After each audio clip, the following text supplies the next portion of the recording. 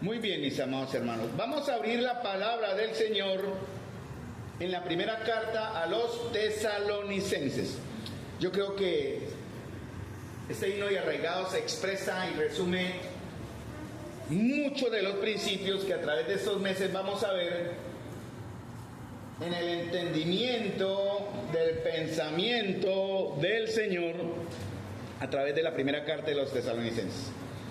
Lo que los tesalonicenses tenían, hermanos, también lo tenemos nosotros. Y la carta comienza, 1 Tesalonicenses capítulo 1, verso 1, ahí vamos.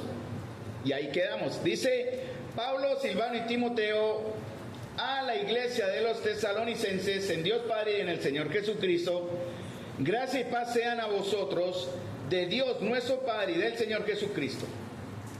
Damos siempre gracias a Dios por todos vosotros, haciendo memoria de vosotros en nuestras oraciones, acordándonos sin cesar delante del Dios y Padre nuestro, de la obra de vuestra fe, del trabajo de vuestro amor y de vuestra constancia en la esperanza en nuestro Señor Jesucristo. Vamos a continuar hasta el verso 13, el Señor lo permite. Y si el tiempo nos deja, pues si no, la próxima vez que nos veamos aquí continuamos. La gloria siempre será para el Señor, hermanos. Vimos el domingo anterior, amados, el decreto soberano de Dios al establecer una iglesia o un grupo de creyentes en Tesalónica. Vimos la historia y el caminar de Pablo en Hechos 16-17, ¿cierto? Y cómo el Señor le cerró puertas a Pablo para que no pudiese fundar o formar o crear un grupo de hermanos de iglesias establecidas por el lado de Asia, la provincia de Asia. Lo mandó directamente a la provincia de Tesalónica, a la provincia de Macedonia, perdón, a las ciudades de Filipos y Tesalónica, disculpen. Y ahí es donde seguimos, y Pablo le está escribiendo esta carta a los creyentes que el Señor permitió en esas dos ciudades en el transcurso de un año. Pablo fue sacado de Filipos golpeado, junto con Silas y Timoteo, el joven que le estaba acompañando ahora, 160 kilómetros más adelante, una semana de camino duro, más adelante llegan a Macedonia, a Tesalónica, y comienza él a enseñar la palabra. Entonces sucede algo maravilloso, hay un resultado y hay un fruto en esa ciudad inmediato. Por casi 800 kilómetros, Pablo por la provincia de Asia no hubo conversiones. Pero en Filipos y Tesalónica se ve el fruto del Señor, la obra del Señor.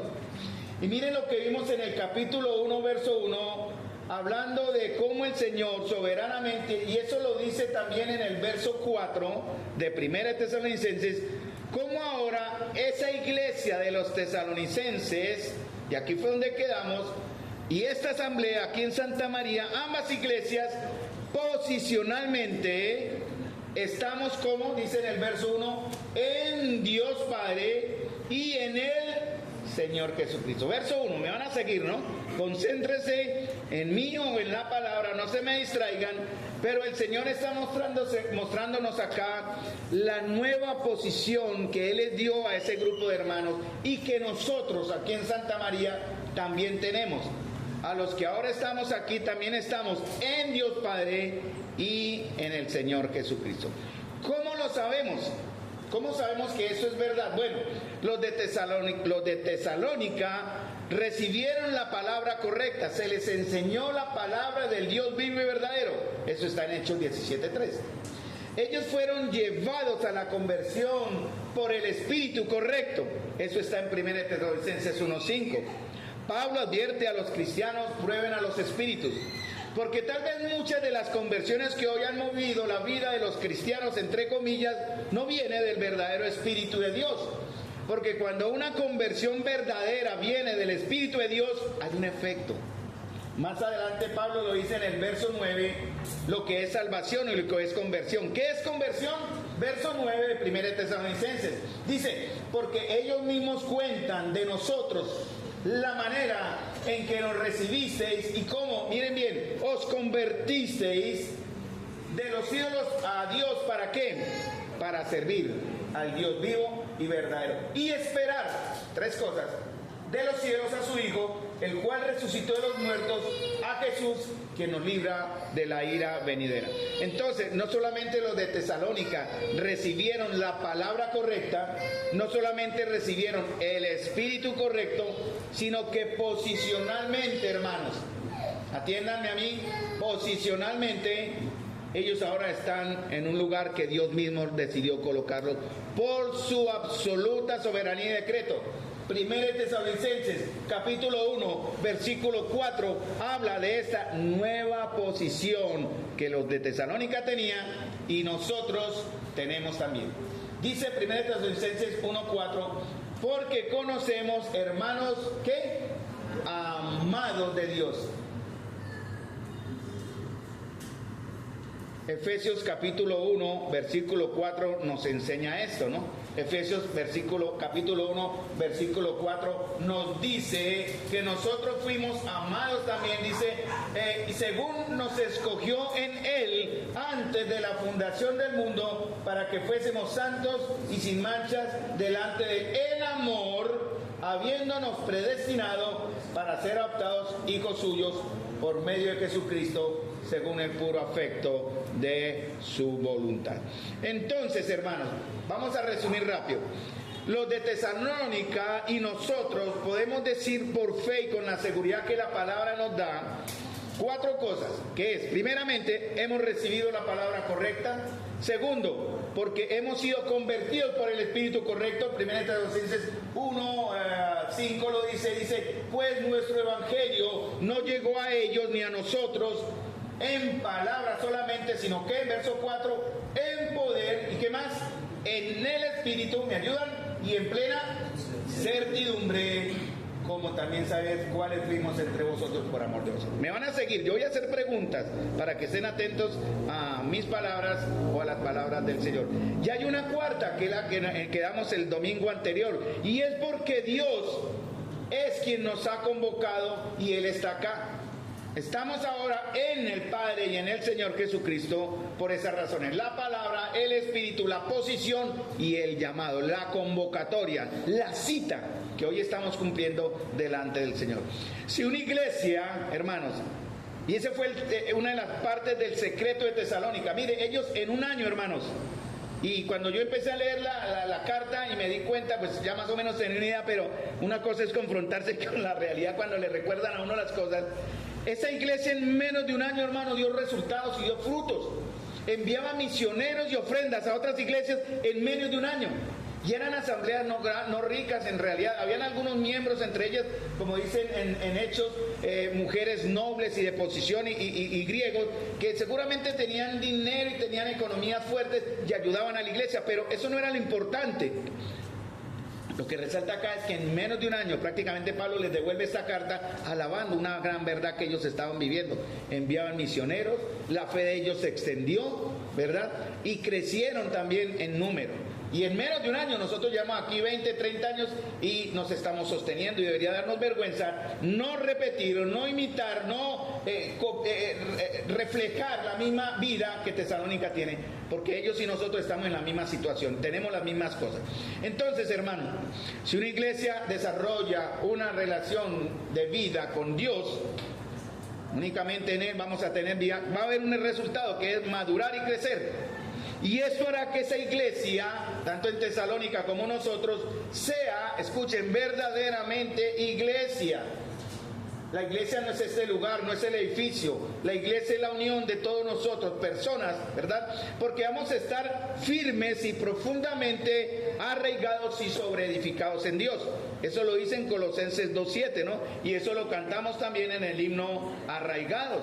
Entonces, una iglesia, un grupo de creyentes, escúchenme, está firme y profundamente arraigada. Pablo usa 2 imágenes totalmente diferentes. Una que tiene que ver con la naturaleza, arraigados, y otra que tiene que ver con la ingeniería, llamémoslo así, sobreedificada, ¿no? Arraigada con buenas y profundas raíces, y la otra que tiene que ver sobreedificada con buenas bases y buenos fundamentos.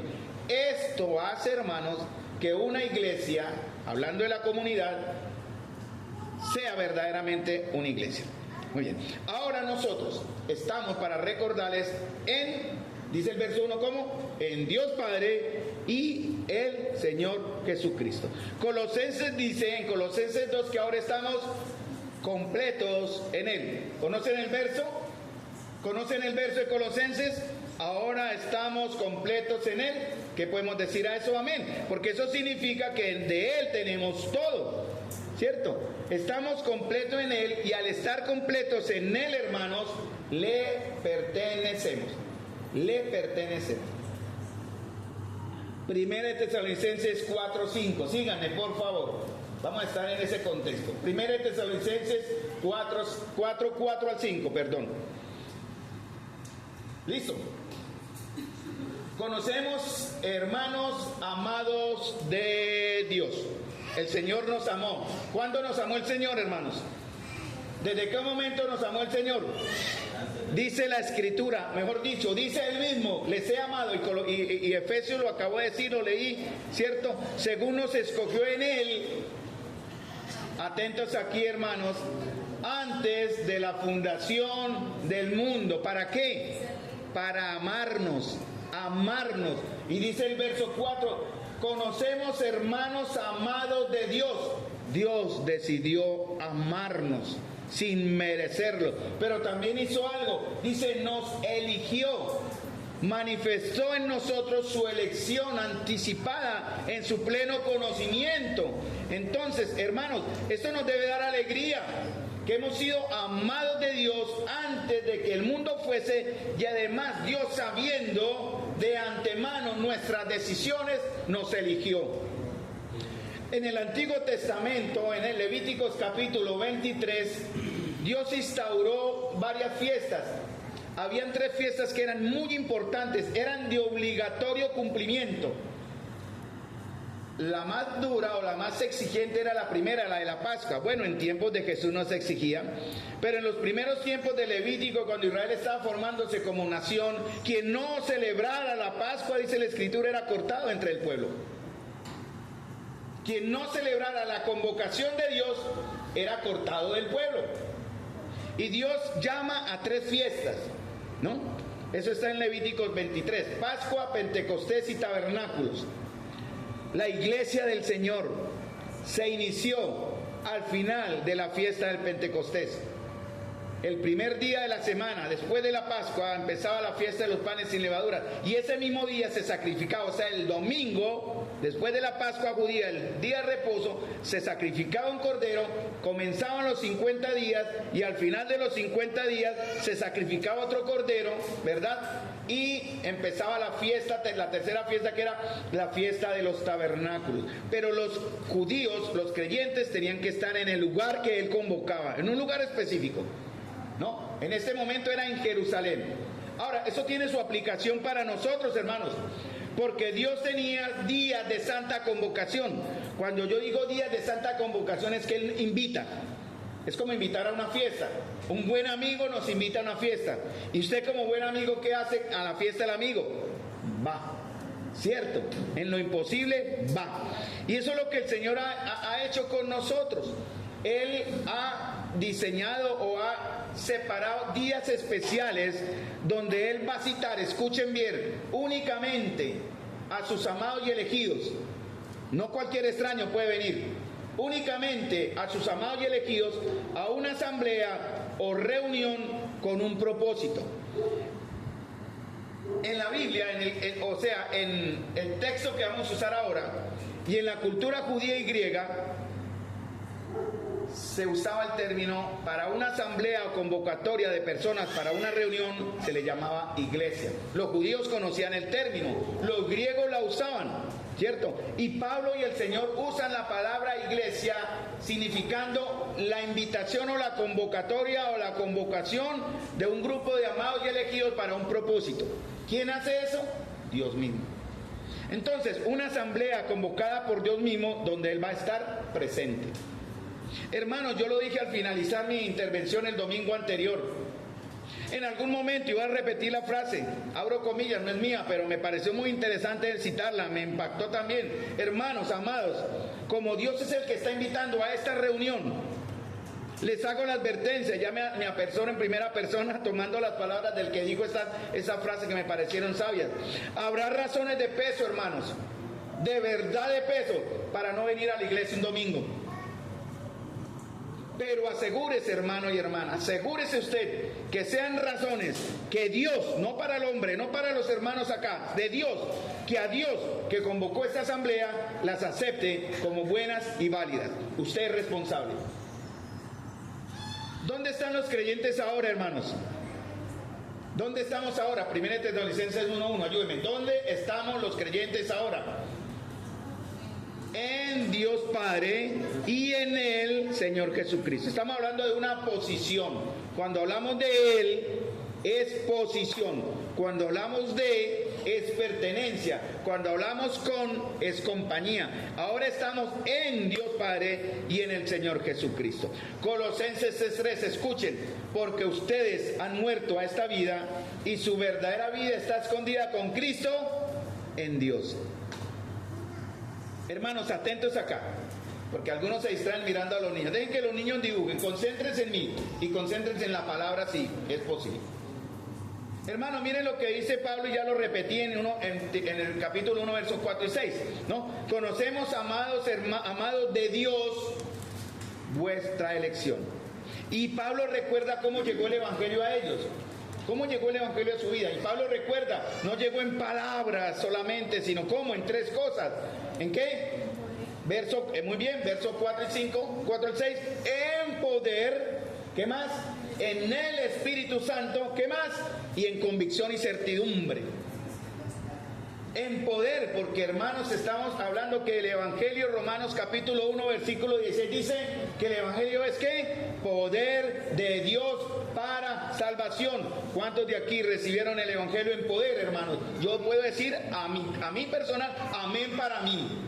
En poder y en el Espíritu Santo, ¿por qué? Porque Él convence de pecado, de justicia y de juicio. Él fue el que habló a su corazón y le llevó a entender, abriendo su corazón para que comprendiese que hubo un Salvador que se llama Cristo Jesús, quien derramó su sangre en la cruz del Calvario y recibió una ira que usted merecía. Y ahora usted, a través de la justificación y el perdón que Él da, todos los que estamos acá podemos decir que tenemos una plena certidumbre, una convicción firme, una convicción real. Por eso Pablo lo dice en el verso 5, ¿no? En plena certidumbre. Vamos a ver rápidamente las evidencias que Dios está obrando en nosotros. Este primer punto fueron las evidencias del llamado de Dios, ¿no? La palabra correcta, el espíritu correcto, la posición correcta y la invitación correcta. Ahora, hermanos, miren lo que dice del verso 2 al 3. Nada más vamos a quedarnos ahí y espero que el tiempo me lo permita para la gloria del Señor. ¿Qué evidencias tenemos, hermanos, de que Dios está obrando en nosotros? Preguntaría, escuchen, ¿cuáles son los criterios que tomaríamos, hermanos, para evaluar si Dios está obrando en medio de nosotros? Yo me sentí muy tocado ahorita con la alabanza. ¿Significa eso que Dios está obrando en nosotros? Puede ser, ¿cierto? Recuerden, tienen que ser los criterios correctos, no el que a mí me parece. No es un criterio correcto, hermanos, creer, por ejemplo, que si tenemos una asistencia grande y numerosa un domingo, o que tenemos muchos servicios en la asamblea, el que toca, el que enseña, el que reparte, el de esto, el que hace aquello, es porque Dios está obrando. No me malinterpreten. Es posible que sí Él esté obrando, ¿no? No es malo que una iglesia crezca en número o tenga muchos ministerios o servicios. Tampoco, incluso si tiene la buena doctrina, es una evidencia que Dios está obrando, y lo aclaro. Por ejemplo, en Apocalipsis Dios le escribe a una iglesia que tenía buena doctrina, la iglesia en Éfeso, y le dice: pero tengo contra ti que has dejado tu primer amor. Podemos tener la ortodoxia correcta, hacer las cosas como Dios espera que lo hagamos. Ayer hablamos algo de eso con caballeros, ¿no? La ortodoxia correcta, pero eso no es una prueba, hermanos, de que Dios está obrando en nosotros. Muchas iglesias tienen la ortodoxia correcta, la doctrina correcta, la asistencia correcta, pero van en declive. Están en declive, van de para abajo. Y ya mencioné el caso en Éfeso, que tenía un celo doctrinal, pero había abandonado su primer amor. Era posible que Éfeso estuviese declinando espiritualmente. Ahora, hermanos amados, ¿es posible que nosotros estemos declinando espiritualmente o elevándonos o creciendo espiritualmente? Bueno, Pablo nos da unas pruebas. Eso vamos a verlo a partir de ahora. ¿Cuáles son esas evidencias? ¿Listo? La primera. Pablo enseñó, escuchen, vamos a hablar de la primera evidencia de una obra de Dios en nosotros. La primera. Ninguna de las evidencias que mencioné ahorita en sí mismo es una evidencia, ¿no?, de la obra de Dios. Entonces la primera evidencia va a ser esta que va a mencionar ahora. Pablo enseñó durante 3 semanas seguidas, 3 sábados, 3 días de reposo, la palabra de Dios. ¿De qué manera? De una manera intensa, de una manera profunda, de una manera confrontadora. Primer ejemplo, ¿no? Y el resultado de eso fue inmediato. Vemos en Hechos 17 la historia. Esto fue obra de Dios, ¿cierto? Los pocos judíos que creyeron, los griegos y mujeres nobles se juntaron. Ellos se unieron, como dice la misma escritura. Ellos formaron una iglesia, pero también apenas formaron una comunión que fue identificada por los demás de Tesalónica, inmediatamente empezó persecución.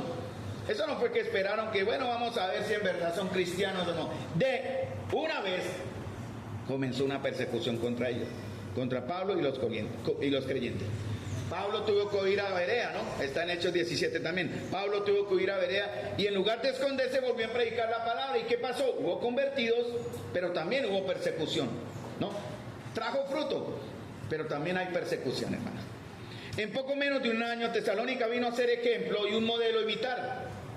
Miren 1 Tesalonicenses 1, 6 al 8. Yo lo tengo en la versión Nueva Traducción Viviente, así que va a haber un poquito de diferencia, pero miremoslo desde el verso 6 hasta el verso 8. Miren la primera evidencia de que Dios está obrando en nosotros. Porque Pablo huye, llega a Corinto, manda a Timoteo que mire qué pasó con la iglesia. Timoteo regresa con buenas noticias y Pablo les envía una carta. Esta es la carta, un año larguito después, a Tesalónica. Y Pablo dice, versos 6 al 8. Primera Tesalonicenses 1, 6 al 8. Voy a leerlo aquí más bien en mi versión para no confundir. Porque yo la tengo en la versión Nueva Traducción Viviente. Dice, versos 6 a 8.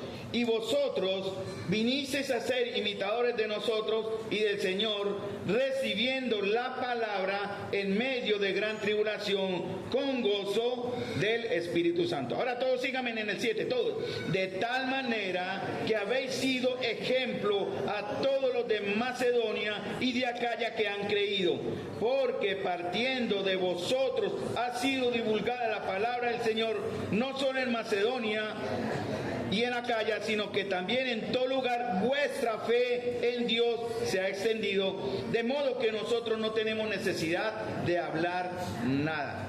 ¿Qué es lo que hacía que esta iglesia fuese un modelo a imitar, demostrando así la obra de Dios en medio de ellos? Primero, que la iglesia estaba compuesta, porque solamente una verdadera persona que cumple esta condición soporta lo que vino para la iglesia. ¿Qué hubo ahí? Persecución y rechazo. Si hubiera rechazo ahora, si alguien llegara acá con un arma, vamos a poner ese ejemplo extremo, ¿no?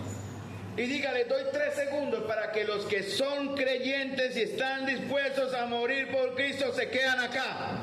Los demás se pueden ir. ¿Cuántos se quedarían y cuántos se irían? Si llegara alguien aquí con un arma y decir, voy a darle la oportunidad en unos segundos a que los que no estén dispuestos a morir por Cristo salgan de acá ya, y los que se queden morirán. ¿Cuántos se quedarían? ¿Cuántos irían? 2 cosas importantes, hermanos. ¿Qué era lo que hacía que esa iglesia fuera un modelo para imitar? Era que estaba compuesta, escuchen bien, por personas, pongo entre comillas esta frase porque a algunos les puede chocar, genuinamente convertidas. Bueno, ¿y acaso no es lo que se supone que una iglesia debe estar llena o compuesta de personas convertidas? ¿No es lo que supuestamente debe suceder en una iglesia que se dice cristiana? ¿Que los que la componen sean personas convertidas? Sí. Sí, es lo que supuestamente debe ser. Pero tristemente, hermanos, debemos reconocer que no siempre es así. A veces el evangelio se enseña afuera, pero creo que se debe enseñar más aquí adentro que afuera. Nos equivocamos cuando asumimos, hermanos, que todo el que es miembro de una iglesia doctrinalmente sana, como Santa María, es un verdadero cristiano. Damos por hecho que todo el que está acá es un cristiano verdadero. Primero, esa es la primera razón. La segunda es porque no hemos entendido, hermanos, lo milagroso que es una conversión. Por eso esa iglesia estuvo dispuesta a sufrir. Primero, porque habían buenos cristianos verdaderos, de verdad. En un año ellos estaban sufriendo persecución. Y segundo, porque ellos entendieron lo milagroso de su conversión. ¿Entienden ustedes lo milagroso de su conversión? ¿Comprenden ustedes lo que significa haber pasado de muerte a vida, hermanos? ¿Entienden ustedes que su destino final ya no es el infierno, sino la gloria de Dios? Esperamos en razón de eso y en base a esa esperanza, como los de Tesalónica hacían, y dice en el verso 3, de vuestra constancia en la esperanza de nuestro Señor Jesucristo, o como dice en el verso 9, porque ellos mismos cuentan de nosotros la manera en que nos recibisteis y cómo os convertisteis. ¿De qué? Del Dios. ¿Para qué? Para servir. Primera, una razón. Primero, para servir. Segundo, y esperar de los cielos a su Hijo. Verso 10. La iglesia de los de Tesalónica no era un grupo de buenos muchachos. Bueno, aquí hay buenos hombres. Yo los conozco. Ayer estuvimos hablando de eso también, alguito, ¿no? Hay buenos hombres y buenas mujeres. Pero no nos reunimos para simplemente orar o cantar bonito. De vez en cuando, hermanos, cantarle la Biblia. Nos reunimos, hermanos, tanto como los de Tesalónica, porque somos iglesia en Dios Padre y en el Señor Jesucristo, y porque el Señor nos ha llamado a reunirnos. Por eso hice la advertencia al inicio: tenga cuidado cuando usted no viene a la reunión, que sea por la razón correcta. Si se trasnochó viendo Netflix y no viene a la iglesia, ese pecado se le cobrará. Si estuvo en otras actividades que le hicieron llegar de alguna manera un cansancio y por alguna razón usted amaneció con el parasimpático doblado y ya no va a la iglesia, que sea el Señor el que le juzgue. No había razón, porque al hacerlo, hermano, usted está insultando a Dios. Créame, cuando usted lo está haciendo, usted es como le dice a Dios: no me importa quién es usted, ni que me invite, iré cuando yo quiera. ¿Haría usted eso con su buen amigo? Creo que menos lo haríamos con el Señor, ¿cierto? Porque recuerden, es el Señor el que nos convoca. Por eso nos dice iglesia, la reunión, la asamblea de los que han sido llamados aparte por Dios. Repitan conmigo, hermano, el primer verso de Tesalonicenses y pongamos el nombre. Esa frase: somos la iglesia en Dios Padre y el Señor Jesucristo. Repítanlo conmigo: somos la iglesia de Dios, la iglesia en Dios Padre y en el Señor Jesucristo. Porque quiero resaltar esa posición, ¿no? En Dios Padre y el Señor Jesucristo. En el original griego no está el en que están aquí en el Reina Valera. En Reina Valera hay dos en, ¿no? En Dios Padre y en el Señor Jesucristo. En el original griego, solo hay un en, hablando de la perfecta unidad entre el Padre y el Hijo. Por eso se debe leer así: somos la iglesia en Dios Padre y el Señor Jesucristo. La iglesia, como dije anteriormente, era un término común. Los judíos la entendían, los griegos la entendían. La palabra iglesia se compone de dos divisiones: que significa fuera, y kaleo, que significa llamar, llamados aparte. La Septuaginta, que fue la que tradujo las escrituras hebreas al griego, cuando el Señor convocaba a Israel para una asamblea, en este caso lo que vimos en Levítico, cuando habla de santas convocatorias, ustedes en la Septuaginta encuentran la palabra iglesia. Porque eso era lo que se entendía en la cultura greco-romana.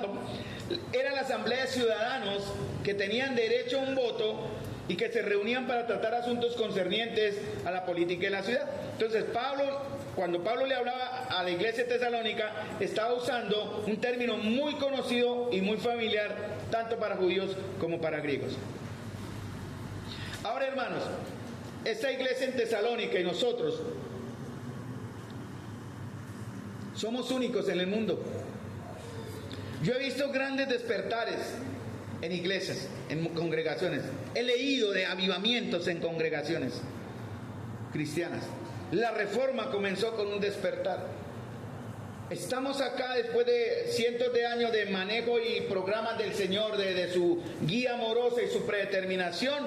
Y el Señor trajo el Evangelio a Colombia, el Señor trajo misioneros a Colombia, el Señor trajo hermanos que se convirtieron acá y ahora estamos aquí como una iglesia. Por eso somos únicos, en cierta manera. Yo no he visto avivamientos entre los testigos. Nunca he escuchado avivamientos con los mormones.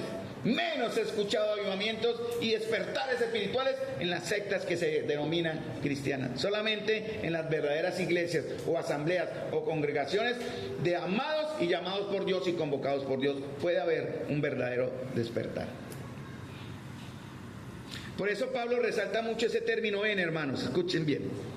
Porque él y el Espíritu Santo quieren resaltar la importancia de la iglesia o de los convocados en el plan de Dios. ¿Saben cómo sabemos por qué es tan importante, hermano? Porque Él nos amó. ¿Qué podemos decir a eso? Amén, hermano. Porque Él nos eligió. ¿Qué podemos decir a eso? Amén.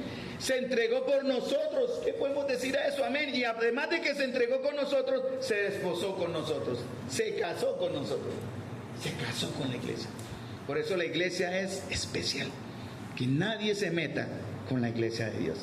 Ni aquí adentro, ni de afuera para acá. La iglesia es una asamblea, una santa convocatoria de personas que hemos sido llamados por Dios para salir fuera del mundo, para dejar de pertenecer al sistema del mundo. La iglesia es una asamblea de hombres y mujeres que nos hemos convertido de los ídolos a Dios vivo y verdadero. Por tanto, hermanos, escuchen, si en verdad nos hemos convertido al Dios vivo y verdadero, somos de otro reino. Y si somos de otro reino, tenemos otra ciudadanía. Y si tenemos otra ciudadanía, otro es el rey. Nosotros tenemos el nuestro. ¿Cómo se llama nuestro rey, hermanos? ¿Cómo se llama nuestro rey, hermanos? Cristo Jesús. Por eso su nombre es Jesucristo. Ambas cosas van ligadas, hermanos. Analicen eso. Jesús Salvador, Cristo Señor. Si usted no tiene a Jesucristo como Salvador y Señor, le ruego, le suplico que analices la fe que usted está viviendo. Seguramente no está viviendo en la fe correcta.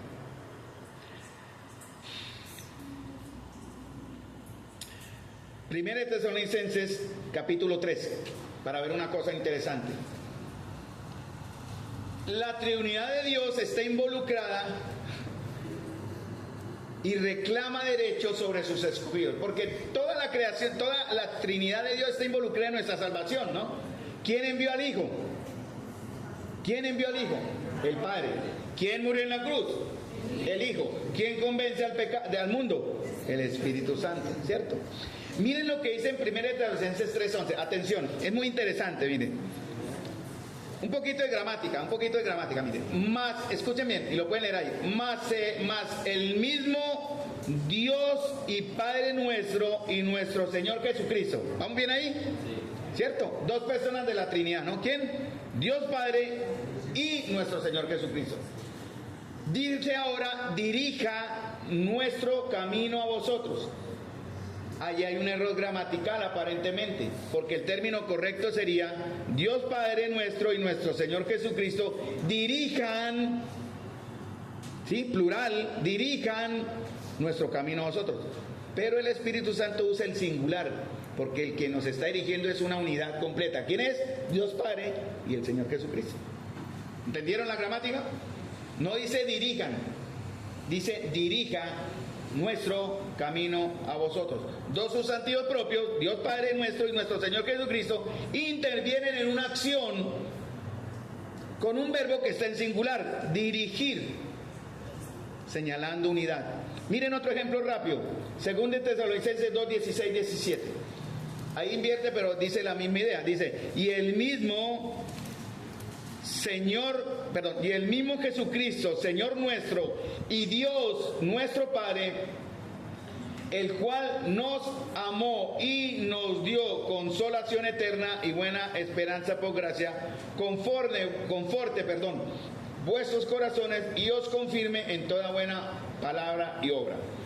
Estos términos, amó, consolación, ¿cierto? Confortar y confirmar están también en singular. Lo correcto sería el cual nos ha amado, ¿verdad? Nos dio las consolaciones, nos confortó, nos confirmó, pero él usa simplemente el singular, hermanos. Hermanos amados, esto es un pequeño ejemplo para mostrar cómo la Trinidad de Dios está involucrada en nuestra salvación y también está involucrada en nuestro desarrollo como iglesia.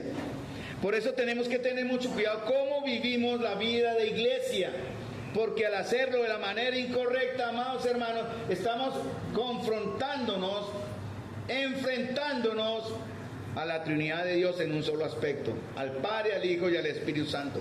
Por eso la Escritura habla de eso. Al Espíritu Santo no se le entristece, no se le apaga, no se le resiste, porque el Padre, el Cristo está con el Padre, sentado a la diestra del Padre, pero Él tiene su representante en medio de nosotros.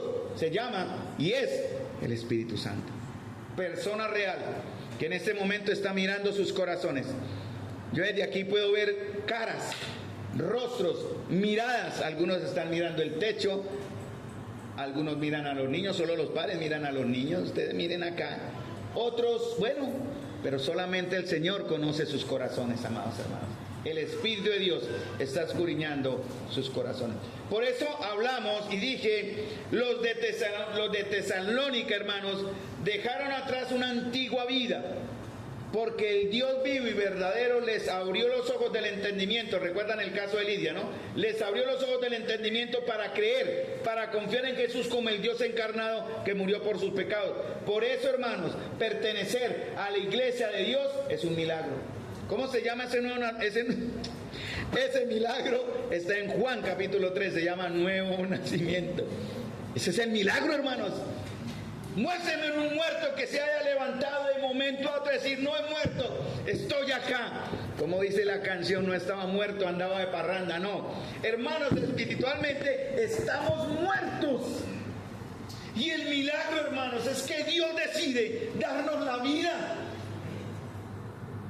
¿Quién de ustedes lo merece? ¿Quién de nosotros dice, heme aquí, Señor, levántame a mí? Él de pura gracia, hermano. De pura gracia abre nuestros corazones, porque Él sabe de antemano nuestra elección. Él sabe que cuando nos presentará el Evangelio, vamos a recibir el Evangelio. Y por eso estamos aquí, convocados, hermanos. Es un milagro. Dios nos llamó de la muerte a la vida para ser parte de la iglesia. Dios tiene que abrirnos los ojos, hermanos, para ser parte de la iglesia. Dios tiene que regenerarnos, hermanos, para ser parte de la iglesia. Dios tiene que darnos nueva vida en Cristo para ser parte de la iglesia, hermanos. Y esto es un milagro. Pablo oraba en Efesios, dice, yo oro que los ojos de su corazón sean iluminados para que sepan cuál es la esperanza de su llamamiento, para que entiendan, para que vean cuáles son las riquezas de la gloria de su herencia, cuál es la grandeza, extraordinaria grandeza de su poder para con nosotros los que creemos, hermanos. ¿Dónde comienza el arrepentimiento, amados? ¿Dónde comienza el arrepentimiento? ¿Dónde se origina el arrepentimiento? ¿Dónde inicia el arrepentimiento? ¿En un muerto? ¿En un enemigo? No. ¿En un desecho? No. Segunda de Timoteo 2 habla de que el arrepentimiento viene de Dios.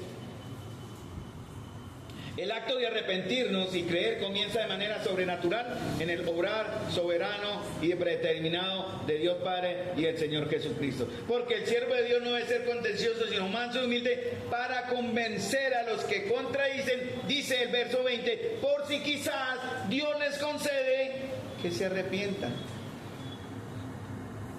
Francisco pidió que tengamos en cuenta a los que están en sus pecados hoy fuera de la comunión, pero no para que vengan. ¿Para qué? Para que Dios les conceda que se arrepientan y después sí que vengan. ¿Sí entienden el concepto? Eso es lo que Dios espera. Y eso es lo que Dios busca. Oremos para que Él obre en el corazón de muchos que están en rebeldía y en pecado, cualquiera que sean a través de estos años. Porque oramos por aquellos que se marcharon, que tomaron su decisión, pero también tenemos que orar por aquellos que vendrán y que serán sumados a la cosecha de nuestra iglesia, porque empezaremos a vivir como iglesia, hermanos. La fe, por lo tanto, hermanos, no es tampoco natural, es sobrenatural. Por gracia sois salvos por medio de la fe, y esto no de vosotros, es un regalo de Dios, pero no es por obras para que nadie se gloríe. Sin embargo, las obras son dejadas por Dios, preparadas de antemano. ¿Para qué? Para que nosotros mostremos que tenemos la fe. Santiago capítulo 2 lo menciona, Efesios capítulo 2 lo menciona.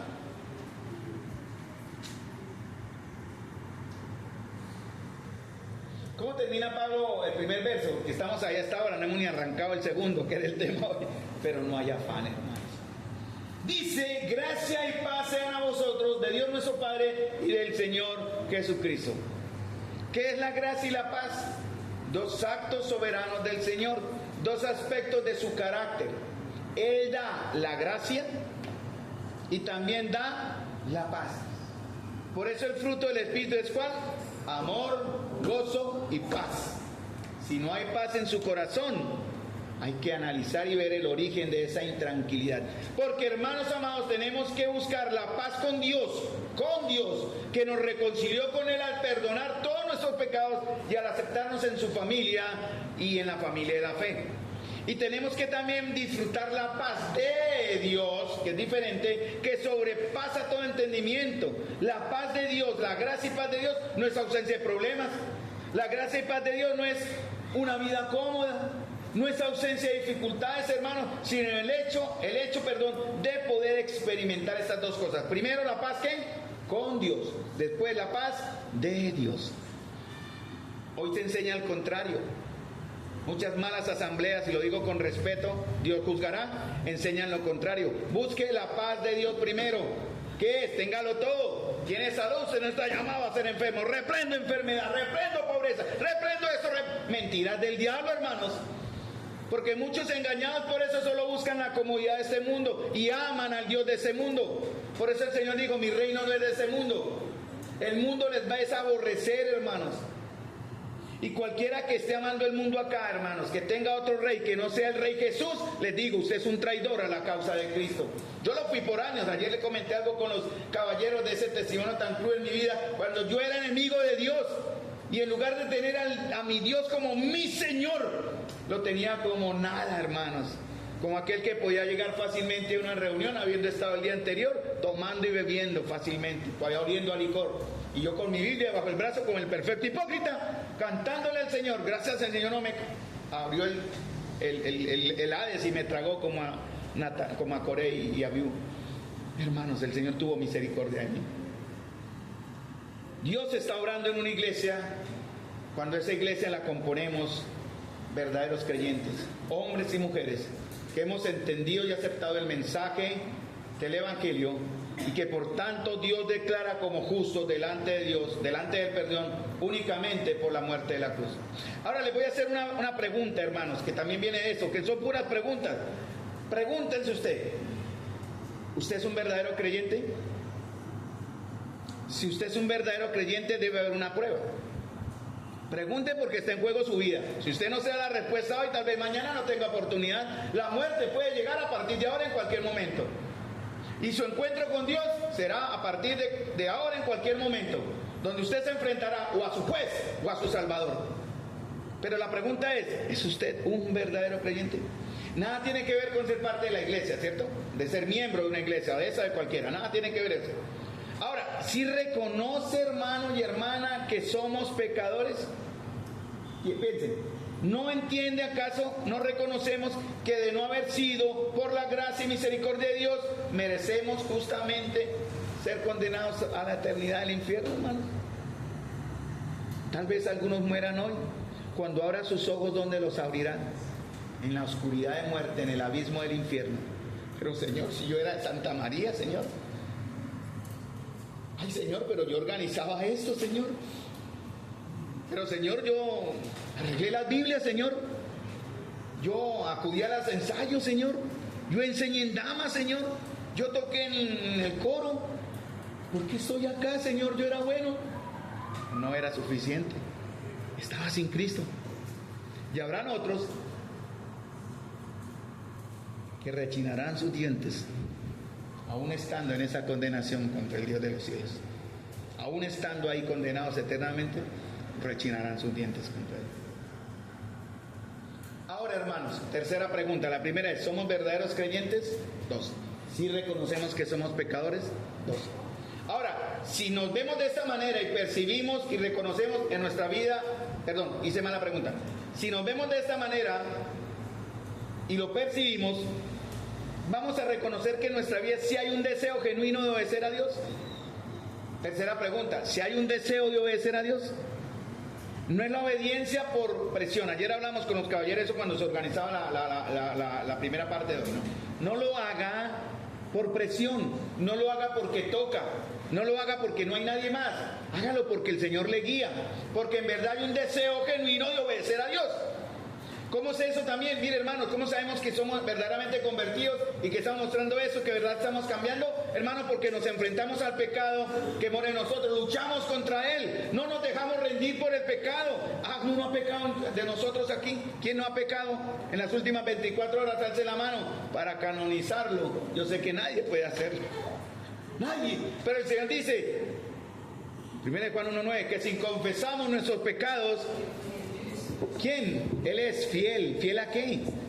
¿Fiel a qué? Fiel a lo que Él es. Él es fiel y justo para perdonar nuestros pecados y limpiarnos de toda maldad. El hecho de que nos estemos confrontando al pecado y luchando contra Él es una prueba de que estamos andando bien, ¿no? ¿Por qué? Porque también nos avergonzamos. Hermano, no justifique el pecado. No cometa ese error. Es que porque él o porque ella, porque las circunstancias me obligaron. Mentiroso. Nadie cae en pecado así deslizadito de a poquito. No, nadie cae repentinamente, va deslizadito, que decidió ya tomar su decisión, valga la redundancia, de pecar. Pero ¿siente usted vergüenza?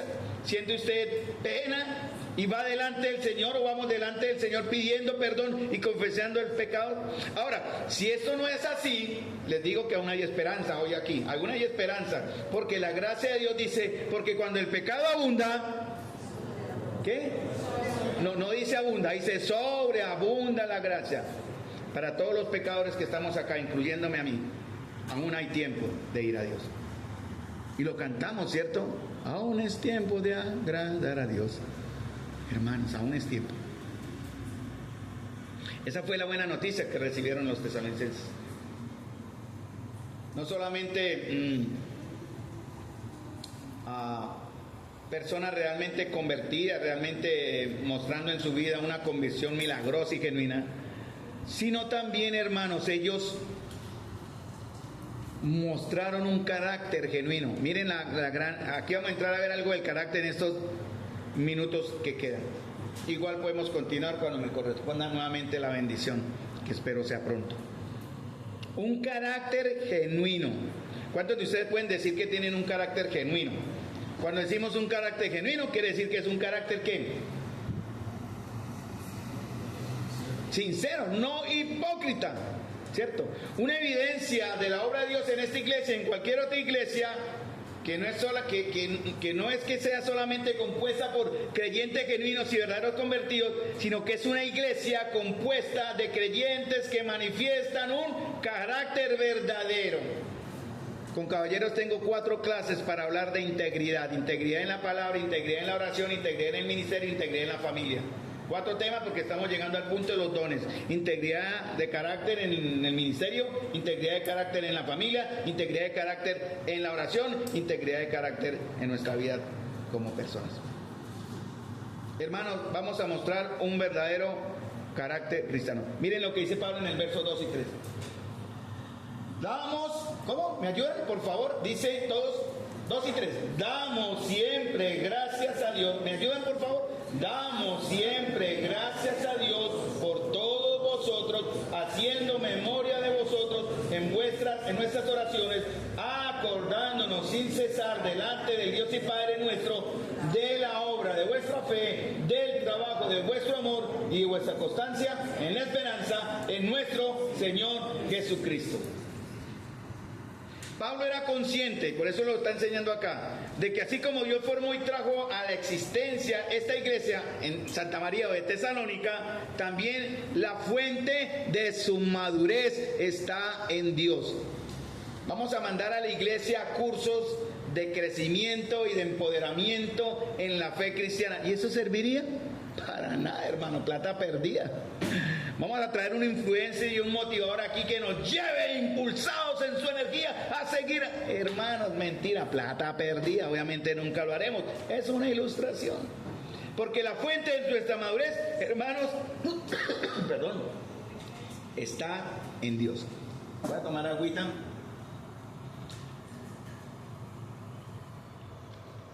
No me gusta tomar agüita porque se me corta la inspiración, pero el Señor guía. Hermanos, miren el aspecto del carácter. Y no va a alcanzar, lo vamos a dejar para el próximo domingo, o la próxima vez que me corresponda. Miren lo que Pablo hacía primero. Verso 2, primera parte, acción. Díganme ustedes, ¿qué estaba haciendo Pablo? No, todavía no. Pues sí, en oración, obviamente, sí, claro. Pero él daba algo hacía algo que... ¿Estábamos diciendo? Pablo daba gracias, escuchen, por el carácter que vi en ellos, en la iglesia de Tesalónica, y por ello llegó a amarlos. Pablo los amaba tanto, hermanos. Pablo, más adelante mencionaremos los versos que están en la segunda carta, en la primera también. Él los amaba tanto que decía, quiero ir a verlos, quiero ir a gozarme con ustedes. Yo los fundé, por decir así, por obra de Dios, pero ustedes me van a dar a mí el gozo de verlos directamente practicar tres cosas. Y eso es lo que vamos a ver en la próxima enseñanza. No, acordándome sin cesar delante de Dios y Padre nuestro, ¿de qué? Tres cosas. Y ayer hablamos con mi esposa esas tres cosas. De la obra de vuestra fe, del trabajo de vuestro amor y de vuestra constancia en la esperanza en nuestro Señor Jesucristo. Pero quiero dejarles con una pregunta, hermanos. Yo sé que ustedes, aquí en el espíritu, sé que van a ser muy honestos. No me van a dar la respuesta, obviamente, pero van a ser honestos con ustedes. ¿Cuándo fue la última vez, hermano? Si alguno de pronto se siente como va de alzar la mano y decir, yo, le vamos a creer, ni más faltaba. ¿Cuándo fue la última vez que usted dio gracias a Dios por su iglesia? Por la iglesia, escúchenme, por esta iglesia. No por cosas generales, ¿no? Cosas específicas que ustedes deben apreciar de la iglesia acá en Santa María.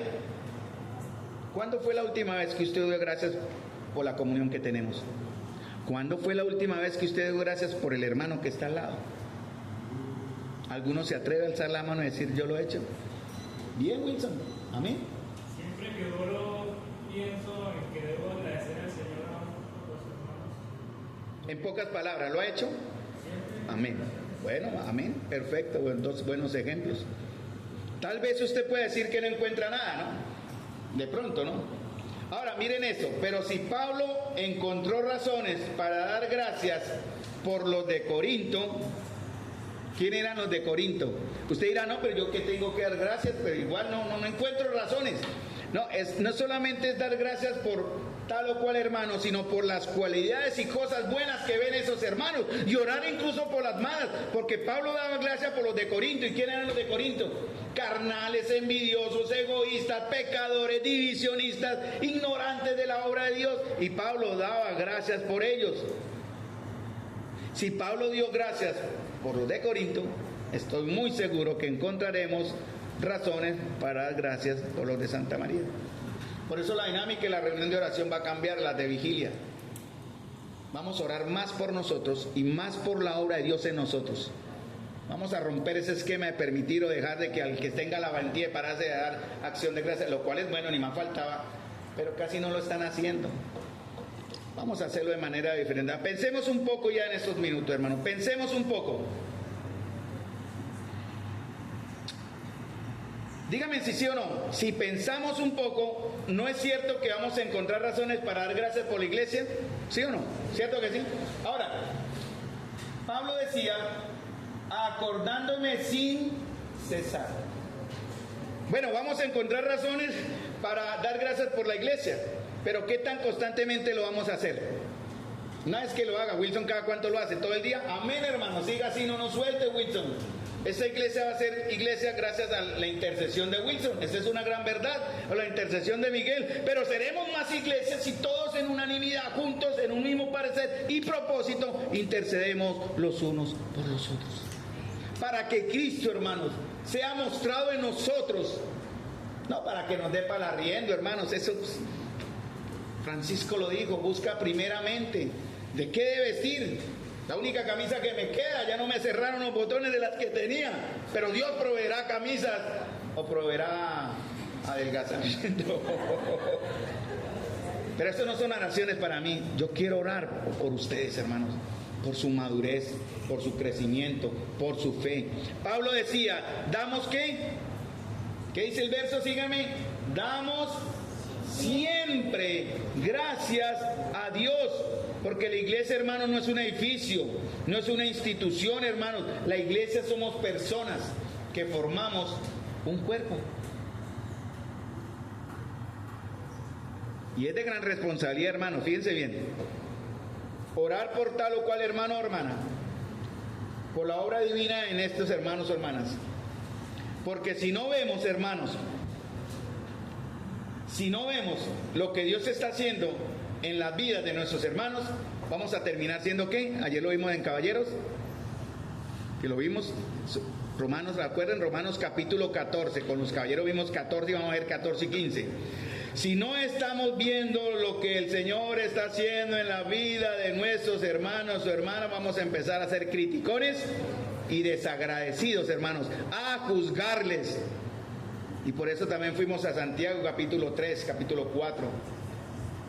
Juzgarles, criticarles, hermano, pero olvidamos que el Señor les ha puesto aquí para beneficiarnos también a nosotros.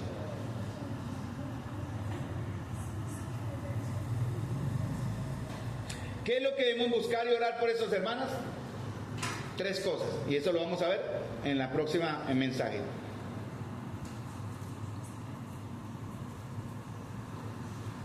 Espero que la comunión que tenemos los jueves, en la comunión que tenemos los sábados, en esta comunión de hoy domingo, podamos ver en nosotros, y si no lo vemos, orar por eso, y aparte de orar vamos a buscar cómo mostrarlo, cómo desarrollarlo, cómo madurarlo, que son 3 cosas, son un pilar. Están en 1 Tesalonicenses 1:3, está en 1 Tesalonicenses 5:8, está en 1 Corintios 13:13. ¿Cuáles son?